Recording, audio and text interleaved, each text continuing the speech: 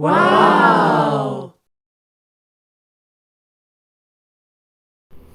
The Fairy Dogmother, Caroline Crowley, Richard Merritt. It was a perfectly ordinary day at Woofington's dog shelter. Sanders had helped Bernard dig for dinosaurs, given Boots some mountain climbing tips, and was just wondering what was for lunch. When Wagracadabra, Priscilla Paws coughed a voice, "Fairy Dogmother at your service." Sanders was understandably surprised. "Fairy Dogmother?" he woofed.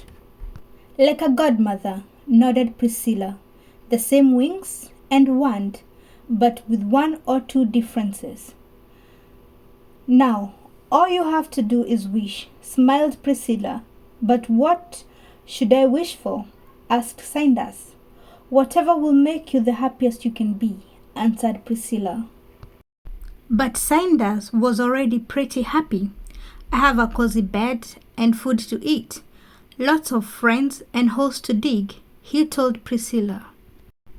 "I hate to hurry you," interrupted Priscilla, "but wishes have a time limit. Chop, chop. This clock won't stop."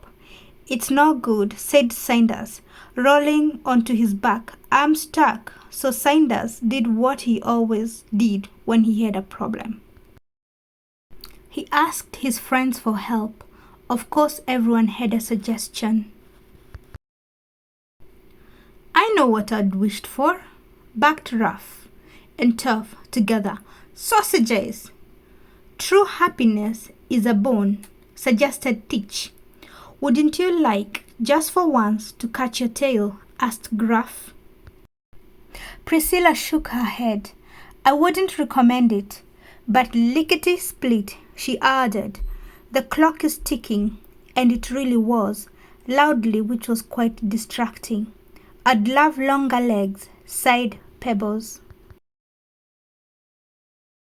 "Imagine the possibilities," chorused Bernard, Boots, and Tallulah. "I'd wish for a ball," shouted Boris. "A wonderful idea," Priscilla winked. "I know he didn't mean that kind of ball, but fairy godmothers aren't the only ones who love to dance." Soon, wishes were coming so fast that Sanders couldn't keep track. "I wish I could climb trees. I want a water ski. To ride a unicycle. To go into space. To be a cat." And time was nearly up. 10, 9, 8, 7. "It's not good," cried Sanders. "I can't pick." Then old Wally from the end of the row barked, "What about a real owner?"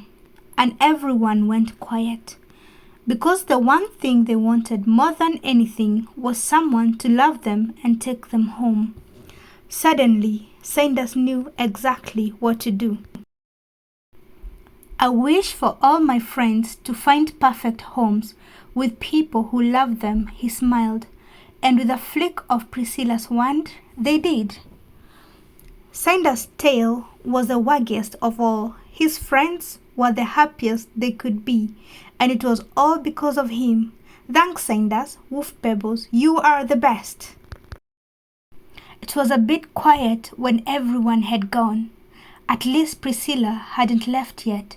"Thank you for my wish," Sanders said. "Do you think maybe they'll come back for visits?"